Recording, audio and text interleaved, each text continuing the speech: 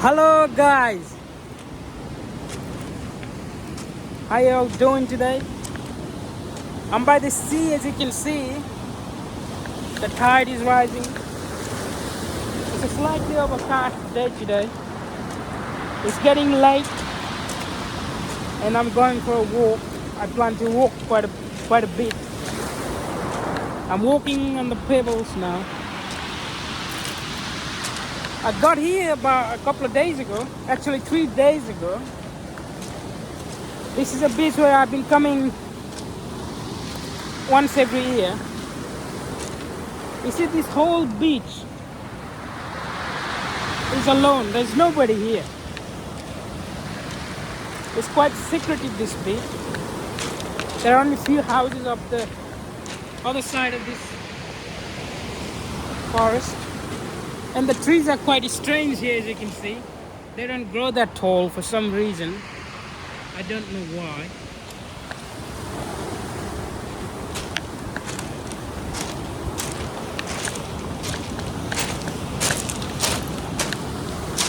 It's such a musical sound, walking on these pebbles.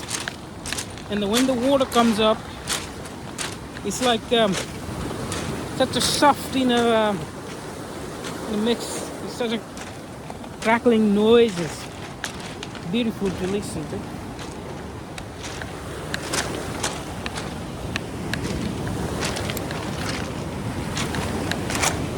You see, someone was asking me earlier whether I have any yoga methods, yoga postures to offer, any new yoga postures. And I asked that person, what does yoga mean? Why should one practice yoga? What does he want to achieve by practicing yoga? And that person shook his head. He looked at me quite, surprisingly. Because nobody has asked him that question before. He's been practicing yoga almost 30 years. And he's still looking for some systems, you see. Some method, because he's bored out of his old, postures that he's been practicing. You see, that is the tragedy of doing yoga and practicing all these things that people do nowadays. I don't know whether you noticed that yoga has become a fashion.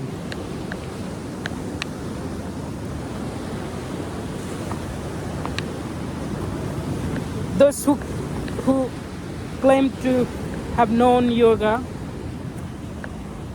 go on creating new systems of yoga. Have you spiced things up? Because you have to make it interesting for people to buy. You have to spice things up. And the real original yoga, what the ancient rishis and sages meant by it, is buried under these spices without a trace. What they call the so-called progress when yoga has destroyed the very spirit of yoga, very essence of yoga.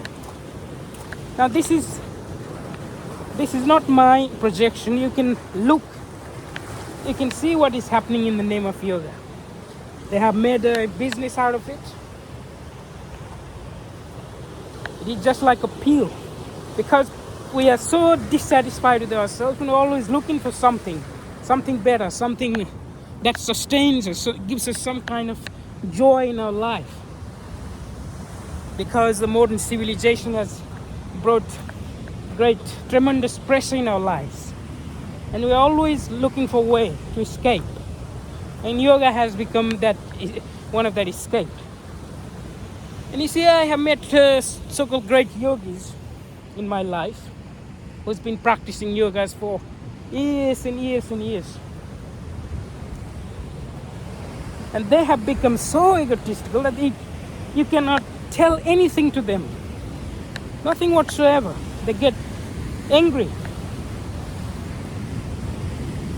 They go to certain master and they learn, yoga through him or her, and condition their mind according to what he or she has to say.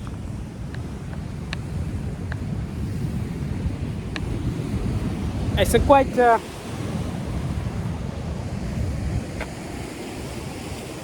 you see, tide is coming up. I would like to go over that rock, but I'm a bit hesitant to do so.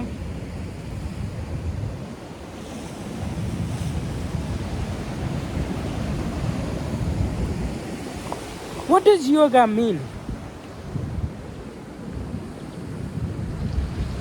To ask, to inquire what yoga is far more important than in doing any gymnastics.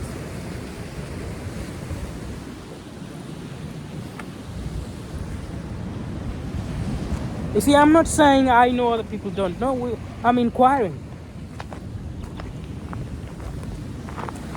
That would be a stupid thing to say if I said I know and other people don't know. That would be stupid. As a matter of fact, nobody knows what yoga is. You cannot know. The moment you recognize it, it withers away.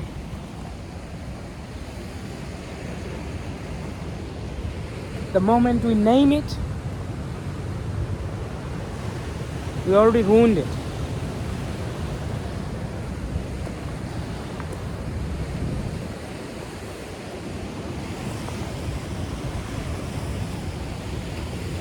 You see, these rocks here. About 10 years ago, I used to cross over these rocks. I used to go all the way up about 2 kilometers through this coast. But now it seems quite impossible. I don't think I should try. It's quite dangerous. This is the ocean. Slightly overcast. It's supposed to be raining, but luckily it didn't rain, at least so that I could go for a walk.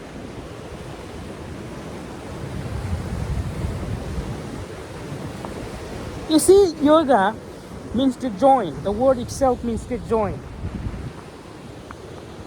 But this word join has been, translated in so many, interpreted in so many ways. Join of higher to lower, lower to higher. Atma to Paramatma, or conscious to superconscious, or whatever it may be. But that is too far away from us. We should not be worried about that. What we should be worried about is how to create order in our lives, in our daily lives, as we are. Because the lower in us is in chaos, in mess. The higher is already developed. So what we have to do, what we're supposed to do, is to create order in our lower centers. That's what the join means, the yoga means. To create harmony between the centers, body, mind, emotions. As we are chaos, we are mess.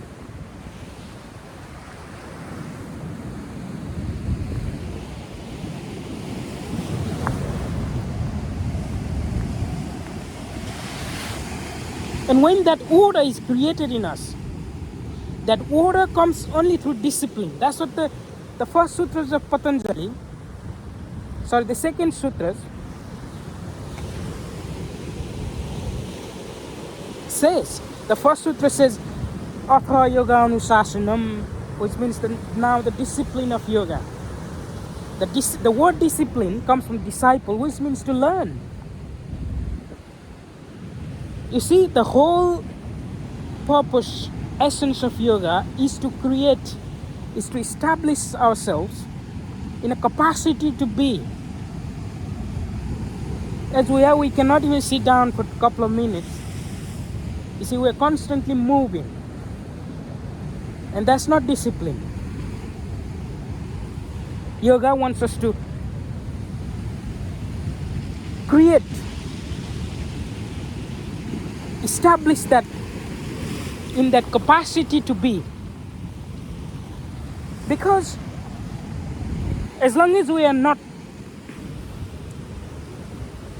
able to sit without any movement,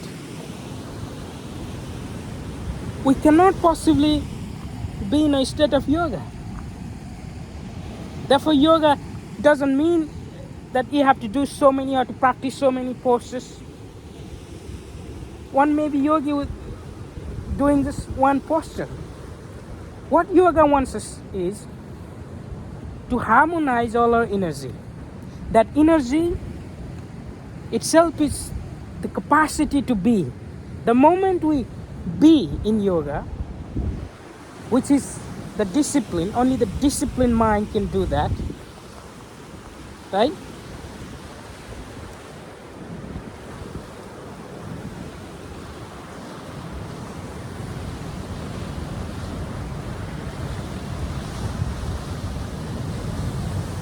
And when we establish that capacity to be, then we know, then we learn. We cannot learn ourselves without establishing ourselves in that capacity to be. That's what yoga wants us to do. Yoga is the constant learning about ourselves. It is inging along. It's not some static, thing. It is a movement of now. Only in a movement we learn. And as long as we do not create order in ourselves, we are not disciplined, therefore we cannot learn anything, therefore we cannot know about ourselves. That's what you see the scriptures and the ancient scriptures are saying, but the modern people, the modern gurus or teachers say, oh, we have come so far and we have to progress. Outwardly we can progress, of course, right? We have to progress outwardly, but inwardly, in psychological field, can we progress at all? Is there such thing as evolution, psychological evolution? Psychologically, we are as we were 10,000, 20,000 years ago. Man is still, emotionally sick. He's still, cool, violent. He still has animal instinct in him. So in that sense, psychologically, men cannot evolve. So the yoga, meditation, the purpose of all these things is to stop that psychological movement. Because if we continue this way, no matter what we do, yoga practice only makes us, make our ego strong. Which means what? We become more and more violent. Where there is ego, where there is this sense of, I know, inward I know, and others don't know, there is violence because there is division between me and not me. And there is a constant struggle. You see, as I said earlier, I met lots of so-called, yoga teachers, yoga experts, and they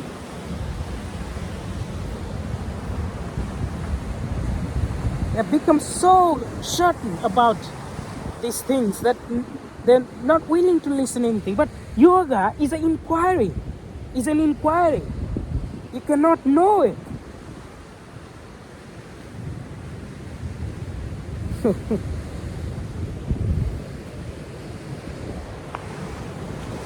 Those who say they know, they do not know.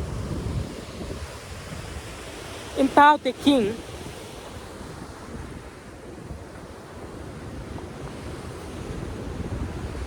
Lao Tzu says in the first sentence that The Tao that can be told of is not absolute Tao.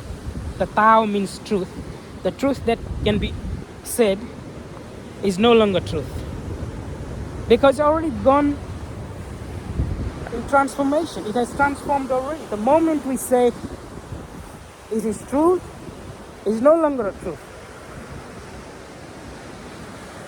You see,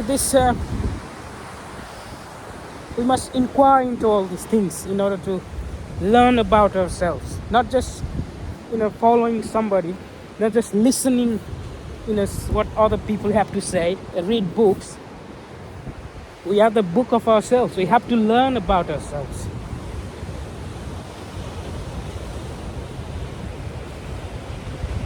We have to learn to read our own thoughts, our own emotions, this constant, watchfulness. That's what Buddha meant when he said, be a lamp of yourself. The lamp that's given by others can be taken away anytime, can be blown off any moment. Whereas if you light that lamp yourself, that's yours forever. So not to ask anybody. It's alright, there is a value in asking, in practicing certain things, of course. But not to just depend on others, depend on yoga gurus as teachers, but to inquire. That's the important question.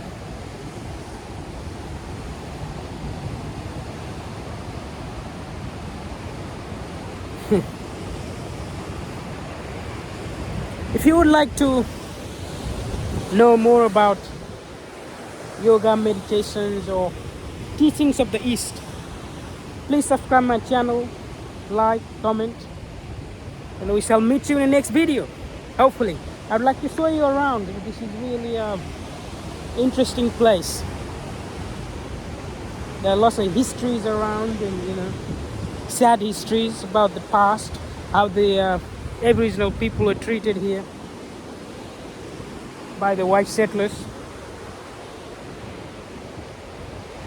In this whole base, there is nobody, not one person. So beautiful to come here. So nice. Okay, I'll see you in the next video. Bye bye now.